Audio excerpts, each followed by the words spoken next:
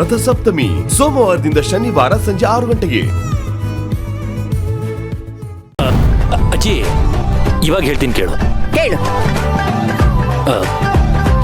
ನಾವು ಕಾರಲ್ಲಿ ಡುಯೆಟ್ ಹಾಡ್ಕೊಂಡು ಸಾರಿ duet song ಕೇಳ್ಕೊಂಡು ಹೋಗ್ತಾ ಇದ್ವಾ.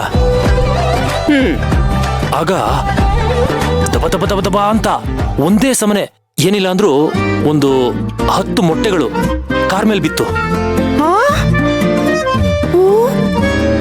ಅಯ್ಯೋ, ಆಮೇಲೆ ಏನಾಯ್ತು? ಅಯ್ಯೋ, ಆಮೇಲೆ ನೀನು ಕಾರ್ ಗ್ಲಾಸ್ ಪೂರ್ತಿ ಮೊಟ್ಟೆ. ಕಾರ್ ಓಡಿಸೋಣ ಅಂತಂದ್ರೆ ಮುಂದೆ ಏನು ಕಾಣಿಸ್ತಾನೆ ಇಲ್ಲ. ಇವಳು ಬೇಡ ಸರ್, ಇಳಿಯೋದ್ ಬೇಡ, ನನಗೆ ಭಯ ಆಗ್ತಿದೆ ಅಂತ. ಆದ್ರೆ ನಮ್ಗೆ ಇಳಿಯೋದ್ ಬಿಟ್ಟು ಬೇರೆ ದಾರಿನೇ ಇರ್ಲಿಲ್ಲ. ಇಳಿದ್ವಿ, ನೋಡಿದ್ರೆ ಸುತ್ತಲೂ ದರೋಡೆಕೋರ್ರು. ಅಯ್ಯೋ ದೇವ್ರೇ! ಏನಿಲ್ಲ ಅಂದ್ರು ಎಷ್ಟು ಜನ ಇದ್ರು ಸೇವಂತಿ? ಒಂದ್ 6-7 ಜನ ಇದ್ರು ಸರ್. 6-7 ಜನ ಇದ್ರಾ? ನೀವು ನಿಜ ಹೇಳ್ತಿದ್ದೀರೋ ಇಲ್ಲ ಕತೆ ಕಟ್ತಿದ್ದೀರೋ? ಆಗಳಪ್ಪ, ನಮ್ಮ ಅಜ್ಜಿಗೆ ನಿಜ ಹೇಳಿದ್ರೆ ಕಥೆ ಅನ್ಸತ್ತೆ, ಸುಳ್ಳು ಹೇಳಿದ್ರೆ ನಿಜ ಅನ್ಸತ್ತೆ.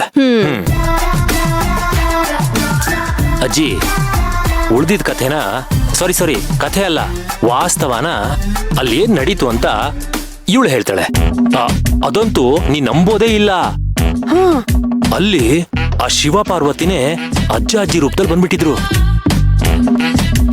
ಆ ದರೋಡೆಕೋರು ನನ್ನ ಹಿಗ್ಗ ಮುಗ್ಗ ಜಜ್ಜಿ ಗಾಯಗಳು ಮಾಡ್ಬಿಟ್ಟಿದ್ರು. ಅದೆಲ್ಲಾನು ವಾಸಿ ಮಾಡ್ಬಿಟ್ರು. ಇವಳ ಕೈಯಲ್ಲಿ ಅವರೇ ಮುಂದೆ ನಿಂತು ಶಿವನಿಗೆ ಪೂಜೆ ಮಾಡಿಸಿದ್ರು. ನಮ್ಮ ಮುಂದೆ ಯಾವುದೇ ತರದ ಸಂಕೋಚ ಇಲ್ಲದೆ ಒಂದೇ ಎಲೆಯಲ್ಲಿ ಊಟ ಮಾಡಿದ್ರು. ನಮಗೂ ಊಟ ಮಾಡಿಸಿದ್ರು. ಆಮೇಲೆ ಯಾವ ಮುಚ್ಚಿ ಮೊರೆನೂ ಇಲ್ಲದೆ ಆ ವಯಸ್ಸಲ್ಲೂ ಎಂತ ಅದ್ಭುತವಾಗಿ ರೊಮ್ಯಾನ್ಸ್ ಮಾಡ್ತಿದ್ರು. ಆಮೇಲೆ ನಾವಿಬ್ರು ನನಗ್ ನಾಚಿಕೆ ಆಗತ್ತೆ. ನಾಚಿಕೆ ಬಿಟ್ಟು ಇವಳು ಹೇಳ್ತಾಳೆ. ಇವಳು ಬಾಯಲ್ಲೇ ಕೇಳು ನೀನು. ನಾನು ಅರ್ಜೆಂಟ್ ಆಗಿ ಅಶ್ವಿನ ನೋಡ್ಬೇಕು. ಅವ್ನ ಮೇಲಿದಾನ? ಮೇಲಿದ್ದಾನೆ. ಈ ಕರ್ಣ ಬೇರೆ ಅವನ್ ಮೇಲೆ ಕೆಂಡ ಕಾರ್ತಿದ್ದಾನೆ. ಅಶ್ವಿನ್ ಅಂತ ಕೂಕೊಂಡೋದ. ನೀನ್ ಹೋಗೊಂದ್ ಸ್ವಲ್ಪ ಸಮಾಧಾನ ಮಾಡೋ ಅವನ್ನ. ಡೋಂಟ್ ವರಿ, ನಾನ್ ನೋಡ್ಕೋತೀನಿ. ಸೇವಂತಿ, ನೀನ್ ಮುಂದುವರ್ಸು. ಆಮೇಲೆ ಏನಾಯ್ತೆ? ಆಮೇಲೆ ಅಶ್ವಿನ್ ಎಲ್ಲಿ ಹೋದ ಇವನು? ಅಜ್ಜಿ ರೂಮಲ್ಲೇ ಇದ್ದಾನೆ ಅಂತ ಹೇಳಿದ್ರಲ್ಲ. ಅಶ್ವಿನ್ ಛೇ, ತಪ್ಪಿಸ್ಕೊಂಬಿಟ್ಟ ಅಂತ ಅನ್ಸತ್ತೆ. ನಾನ್ ಬರ್ತಿರೋದ್ ಗೊತ್ತಾಗಿ ಭಯಕ್ಕೆಲ್ಲ ಓಡೋಗಿದ್ದಾನೆ ಅನ್ಸತ್ತೆ. ಇವತ್ ನೀನ್ ಎಲ್ಲೇ ಇದ್ರೂ ಬಿಡಲ್ಲ ಕಣೋ. ಒಂದು ಕ್ರೈಮ್ ಮಾಡಿ ಅಷ್ಟು ಸುಲಭವಾಗಿ ತಪ್ಪಿಸ್ಕೊಂಡು ತಿರ್ಗಾಡ್ಬೋದು ಅನ್ಕೊಂಡಿದ್ಯಾ? Never never. ಅಶ್ವಿನ್,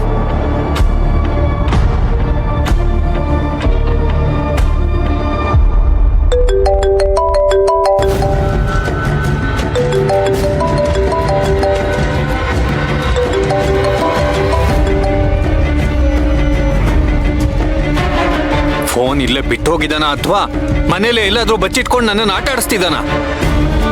ಬೇಡ ಅಶ್ವಿನ್, ನನ್ ಜೊತೆ ಹುಡುಗಾಟ ಇಟ್ಕೊಂಬೇಡ. ಟೆನಿಕಾಸ್ ನಿನ್ನನ್ನು ಹಿಡಿದೇ ಬಿಡಲ್ಲ ನಾನು.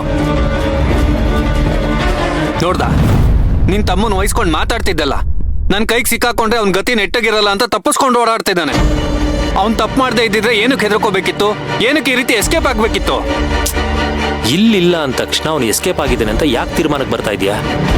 ಇಷ್ಟು ದೊಡ್ಡ ಮನೆ, ಬೇರೆ ಕಡೆ ಎಲ್ಲಾದ್ರೂ ಇರ್ಬೋದಲ್ವಾ? ಹುಡುಕುದ್ರಾಯ್ತು. ಅದೇ ಕೆಲ್ಸಕ್ಕೆ ಹೊರಟಿದ್ದೀನಿ. ಆದ್ರೆ ನನ್ಗೆ ಇವತ್ತು ನಿಜ ಏನು ಅಂತ ಗೊತ್ತಾಗ್ಲೇಬೇಕು. ಅವತ್ತು ಅವನ ಹಾಸ್ಪಿಟಲ್ಗೆ ಏನಕ್ಕೆ ಹೋದ, ಅಲ್ಲೇನ್ ನಡೀತು ಅನ್ನೋದೆಲ್ಲ ನಾನು ತಿಳ್ಕೊಳ್ಳೇಬೇಕು. ಇಲ್ಲ ಅಂದ್ರೆ ನಾನಂತೂ ಅವನನ್ನು ಸುಮ್ಮನೆ ಬಿಡೋದಕ್ಕೆ ಸಾಧ್ಯನೇ ಇಲ್ಲ. ಅಶ್ವಿನ್ ಅಶ್ವಿನ್ ಅಶ್ವಿನ್ ಅಶ್ವಿನ್ ಅಶ್ವಿನ್ ಅಶ್ವಿನ್ ಅಶ್ವಿನ್ ಯಾಕೆ ಹೀಗೆ ಮಾಡ್ತಿದ್ದಾನೆ?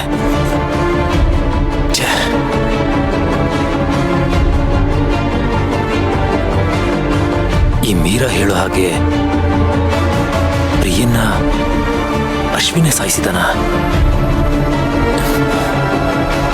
ಅಷ್ಟಕ್ಕೂ ಅಶ್ವಿನ್ ಯಾಕೆ ಹುಡ್ಕೊಂಡೋಗಿ ಪ್ರಿಯನ ಸಾಯಿಸ್ತಾನೆ? ಅವಳಿಗೂ ಇವನಿಗೂ ಏನ್ ದ್ವೇಷ? ಇಬ್ರು ಚೆನ್ನಾಗೇ ಇದ್ರಲ್ಲ.